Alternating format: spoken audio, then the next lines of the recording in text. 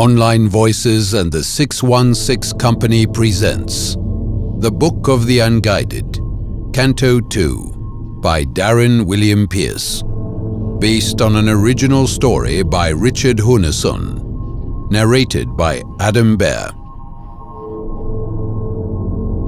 Act 4, The Battle Royale.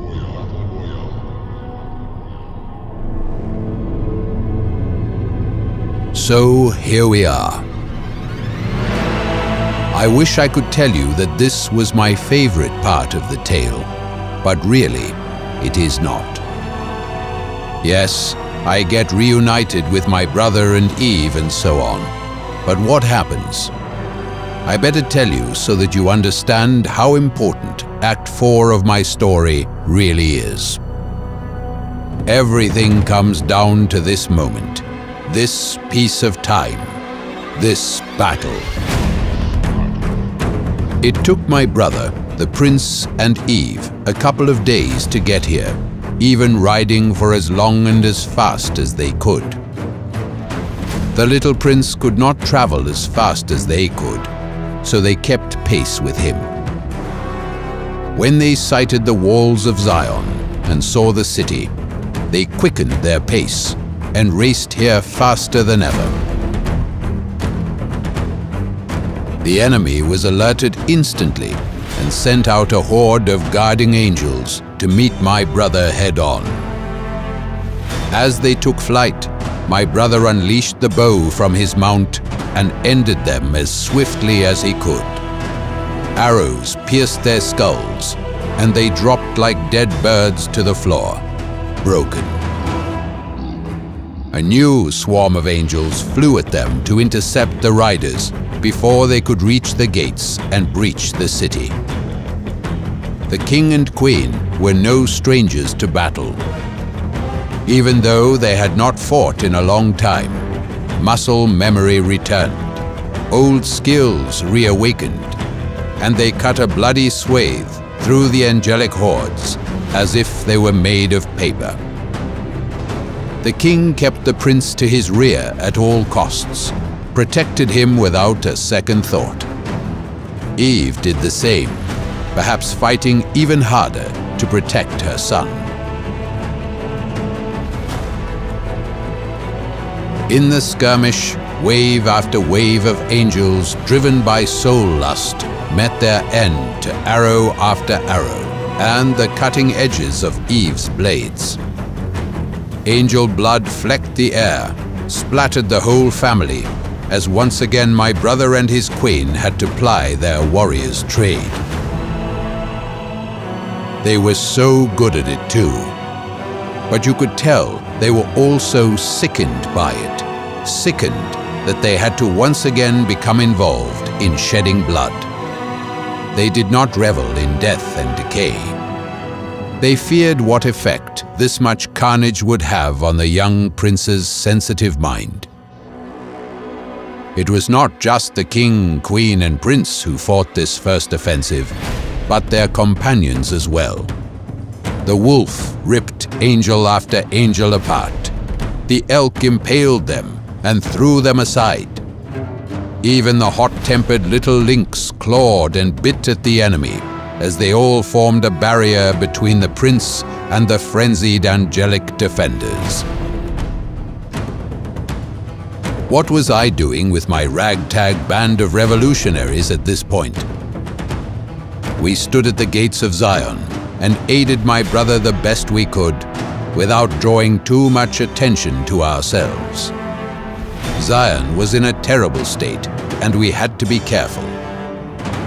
As the first tide of battle subsided and the ground was wet with angel blood, I was finally reunited with my brother.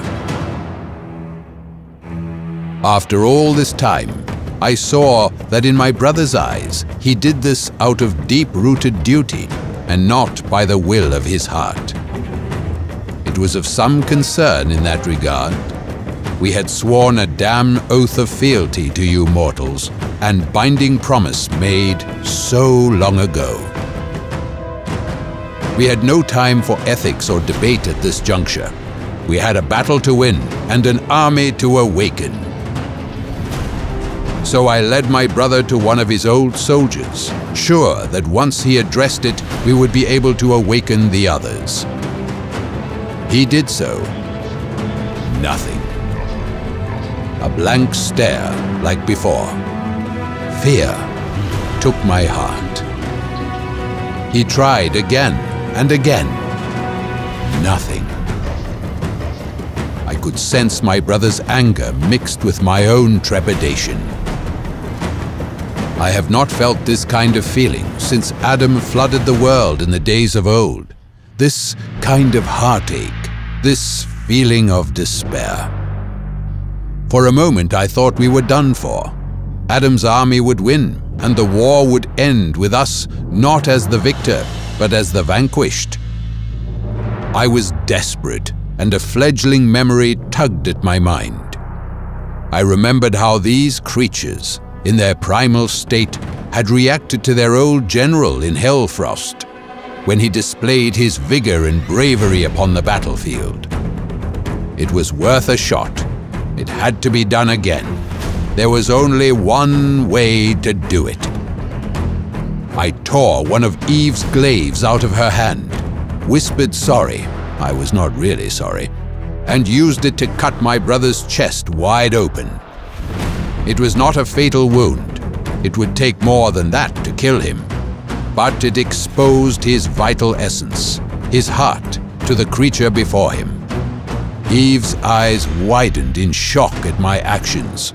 The prince let out a horrified little yelp, as the king let out a primal roar. His heart thumped madly in his chest. It was all that was needed. Upon seeing a single beat, hearing that roar, the creature's mind snapped back and miraculously returned. This must have created a resonance across the whole city, culminating in the awakening of every single dark angel that had been mindlessly roaming the streets, even as Adam invaded Zion. My brother, offended, he had every right to be, gave me an annoyed look. He closed his chest with a flex of his muscles and a single bash as his bones cracked. I returned a simple, polite smile and gave him a brotherly shrug. Then, with a sweep of my hand, I returned the weapon back to its rightful owner. Her look could have killed me on the spot, but she knew that I had done the right thing. The screams of terrified angels were answer enough to that question. The spectacle of the dark angels crushing the forces of heaven was truly magnificent, and I did not feel a drop of compassion for the angels they slaughtered. Now the tables had turned, and the tide of battle swung in our favor. We seven could do nothing except sit back and watch our awakened army do their work. No foe, magical or mundane, could hope to stand against my brother's army now. I was thankful I was on his side in this conflict. That was a given, though. I am loyal to a fault. As Adam saw this, his anger grew, and he chose the actions of a coward. He flew down from his most high seat and roughly grabbed the prince by the neck, hoisting him into the air as his magnificent form blazed. He roared at my brother and shook the young prince as though he were a rag doll. The king ordered his dark angels to stand down, and they obeyed instantly. They froze like ice and remained at rest, as if they were once more golems awaiting new orders. So there we were, in a deadlock now. My brother with an arrow precisely aimed at Adam, Eve with anger in her eyes, and any love she might have had for her former husband had been destroyed in that single moment. The prince screaming in agony as Adam slowly tightened his grip, delighting in the mewling sounds that the boy made. their animals held at bay and in check like us.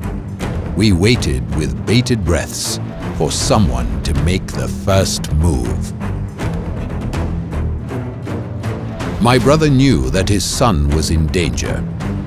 Eve was once human, and some of that vulnerability had passed down. The prince might be ageless, but a broken neck would cut that time to the quick. Eve was angry again. I saw her scream to my brother to shoot Adam in his knee, and she remembered the once human man's old wound, which had oddly still not fully healed. Like her son, this was the fatal flaw of Adam's immortal form, his Achilles heel, so to speak, but his knee. The king did not listen, and Eve was reminded of her human life, where her husband ignored her, doted on his daughter.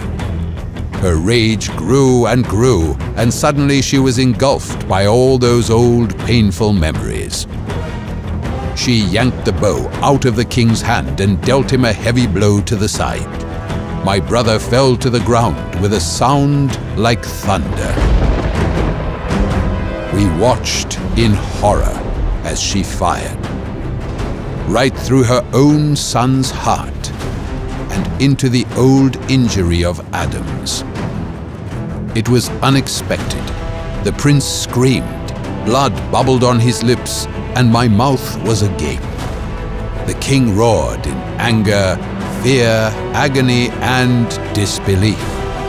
The arrow had passed through the boy and into the fatal flaw of Adam swiftly. And just as it had done so on earth, it ended his life.